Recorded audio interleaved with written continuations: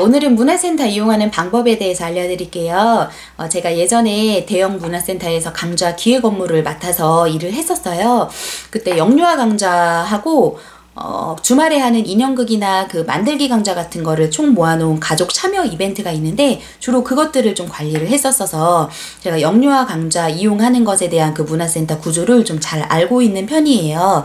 그래서 오늘 알려드릴 거는 문화센터 이용하는 그 전반적인 정보, 그리고 처음 이용하는 거는 언제가 적절할지, 그리고 강좌를 좀 효율적으로 선택하는 방법, 그리고 문화센터 이용할 때 알고 있으면 좋을 직원으로서의 팁을 좀 드리고요. 실제 제가 엄마로서 태은이랑 이용했을 때 어땠는지 후기까지 알려드리도록 할게요.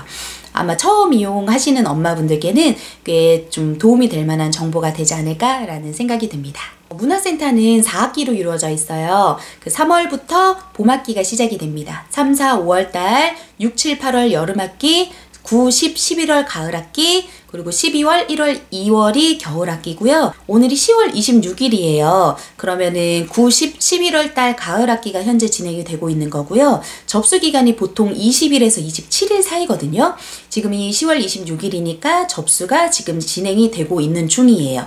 기존 회원하고 신규 회원하고 접수할 수 있는 시기가 조금 달라요. 그 하루에서 한 길게는 일주일 정도 기존 회원이 먼저 접수할 수 있는 그 우선권이 주어지는데, 그게 좀 처음 접수하시는 분들은 그 부분을 굉장히 컴플레인을 많이 하셨어요. 강좌가 이미 다 마감이 되니까 인기 있는 거 그럼 못하는 거 아니냐, 뭐 이런 얘기를 많이 하셨는데, 이게 좀 애매한 게 교육 프로그램을 제공하는 곳이잖아요. 평생교육시설이다 보니까 기존 회원을 우대해줘야 되는 게 사실 센터 입장에서는 맞기는 하거든요. 그렇다고 처음 하는데 아무거나 그냥 막 하고 그렇게 진행할 수는 없잖아요.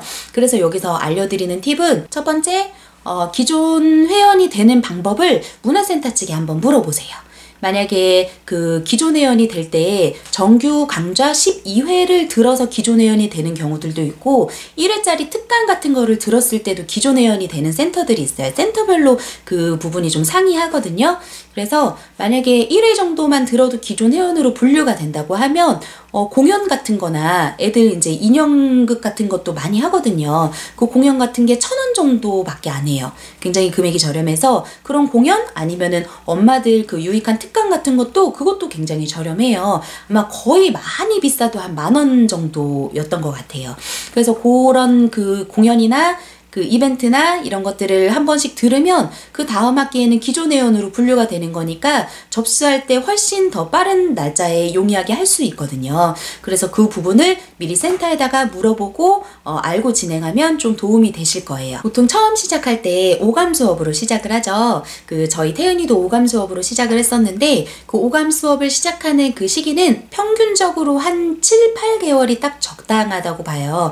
앉아서 허리 힘이 생겨서 이제 앉아서 오랜 시간을 좀 버틸 수 있고 교구를 가지고 이제 활동을 할 수 있는 게 좀 자유로운 시기? 그래서 그 정도로 마련을 해놓고요. 평균적으로 한 6개월 정도부터 강좌가 개설이 되어 있어요. 간혹 한 3개월 정도 강좌부터 있는데, 그때는 이제 아이가 일어서 있을 수 없으니까 아이를 좀 눕혀놓고 마사지 해주면서 엄마랑 눈 마주치고 상호작용하고 뭐 이런 내용으로 강좌가 진행이 돼요. 그 미술 강좌나 체육 강좌들은 좀 시기가 달라서 보통 미술은 구강기 시기가 좀 지나야지 할 수가 있어요. 왜냐면 계속 먹는 걸 말리다가 그 수업이 끝나는 경우들이 많거든요. 체육 같은 경우도 그 걸어서 걸음마도 좀 편하게 잘해야 되고 약간 제자리 뜀뛰기 정도 할 수 있는 그런 시기가 적당해서 미술이나 체육 둘 다 한 15개월 정도부터 보통 추천을 하고, 그 정도부터 적절한 시기라고 저희가 항상 안내를 했었어요. 겨울학기 접수가 시작이 돼서 저희 집에서 가까운 문화센터 책자를 가지고 왔어요.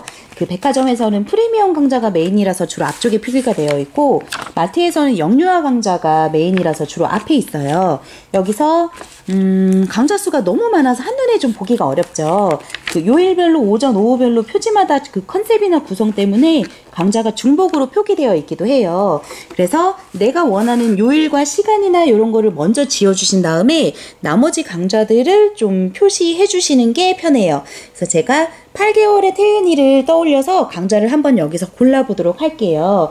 저는 친정에 가는 날짜 때문에 월 금요일을 제외하고 나머지 요일이 좀 편해서 월 금요일을 제외한 강좌들을 모두 지어볼게요. 위에 월요일이랑 뒤쪽 금요일을 지우니까 강좌가 몇 개 안 나와요. 여기서 오전이랑 오후 완전 좀 늦은 시간으로 추려보니까 한 4개, 5개 정도가 강좌가 나와요. 그래서 요 시간으로 강좌를 수강할 때 그 커리큘럼이라든지 아니면은 강사 선생님 프로필이라든지 그리고 원하는 시간대 같은 걸 좀 고려해서 결정을 하시면 돼요. 인기가 있거나 부진하거나 강좌마다 편차가 좀 있어요. 그 선생님의 진행 능력이 가장 중요하기는 한데 뭐 요일이나 인기 없는 시간대에 배정받은 강좌들도 영향을 많이 받고요.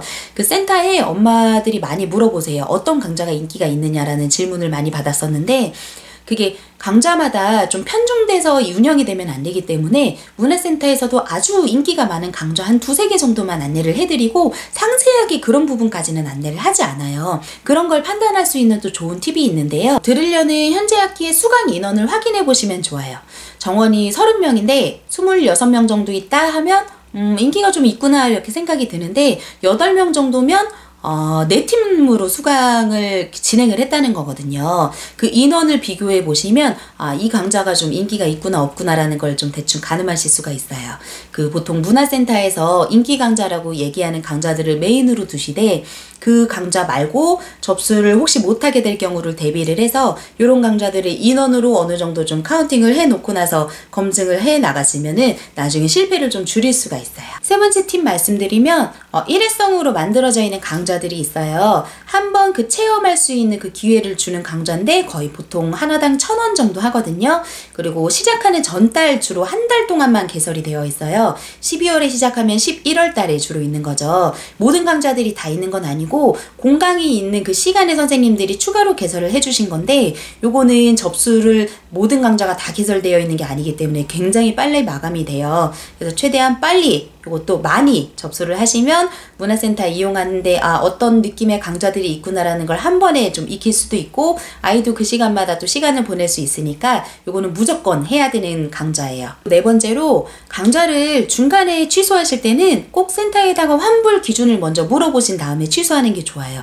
그 취소를 하는 시기에 따라서 그달 한 달께 아예 다 환불이 안 되는 경우들도 있고 그 다음 주부터 당장 환불이 되는 경우들도 있고 좀 시기별로 다르거든요. 그래서 그 기준을 꼭 한번 문의를 해보시고 그리고 재료비는 그 센터에서 관여하는 금액이 아니기 때문에 선생님하고 다이렉트로 이제 내거든요. 근데 그 재료비를 주면 거기에 관련된 CD나 교구 같은 거를 받잖아요. 그걸 보통 이제 개봉을 처음에 했다가 강좌를 취소하고 싶어서 이것도 다 환불받고 싶은데 개봉해서 못 받으시는 분들을 많이 봤어요.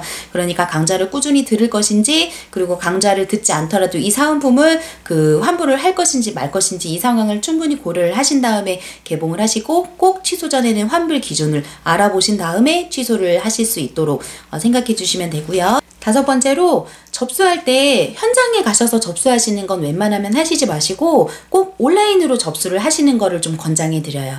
제가 일할 때는 진짜 인기 있는 강좌는 전타임이 1분 만에 마감되기도 했었어요. 그러면 애써 와서 기다리시는 분들 2-3분 짐 처리하고 있는데 벌써 강좌 마감됐다고 하면 난리가 나고 그랬었거든요. 근데 어쩔 수가 없는 게 거의 대부분의 70-80% 엄마들이 온라인으로 수강을 해요. 근데 이제 그걸 처음에 모르시는 분들이 현장에 와서 접수를 하시긴 하거든요. 그러니까 최대한 온라인으로 하시고 만약에 온라인 접수가 조금 불편하거나 잘 안 될 것 같다고 생각해서 불안하시는 분들은 저는 이렇게 했었거든요.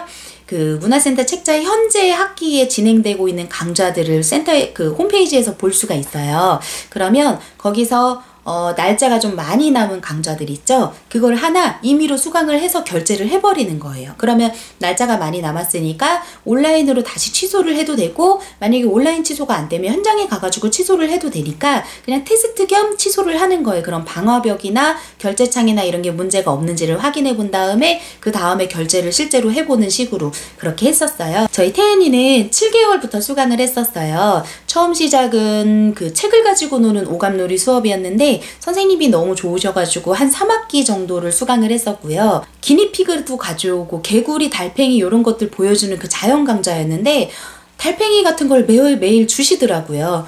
그걸 집으로 가져가는 게 전 좀 스트레스였어요. 제가 그 동물들을 이렇게 막 잘 키우는 편이 아니라서 미술 강좌는 한 5개월 정도 시작을 해서 2학기 정도를 했었는데 제가 일할 땐 잘 몰랐는데 그거 다 하고 나서 애들을 씻기는 게 좀 애매하더라고요. 근데 그 정도의 비용으로 사실 문화센터에서 이용할 수 있는 거는 괜찮은 효율적인 강좌였는데 체육 강좌는 엄마들이 워낙에 유명하게 알고 있는 그 강좌를 신청해서 한 16개월 정도? 부터 시작해서 한 1년 반 정도를 들었어요. 일단 뭐 거기는 선생님들이 워낙에 검증이 되어 있으시고 프로그램이 좋아가지고 굉장히 재밌게 했었고 실제로 제가 어린이집에 보냈을 때 아이가 체육 활동을 너무 잘한다는 거예요. 체육 활동을 계속 꾸준히 했었던 게 아무래도 도움이 되지 않았나라는 생각은 해본 적이 있었습니다. 알려드릴 내용이 많아서 최대한 좀 많이 줄여봤는데도 시간이 좀 길어졌어요. 다음에는 더 좋은 내용으로 찾아뵙도록 할게요.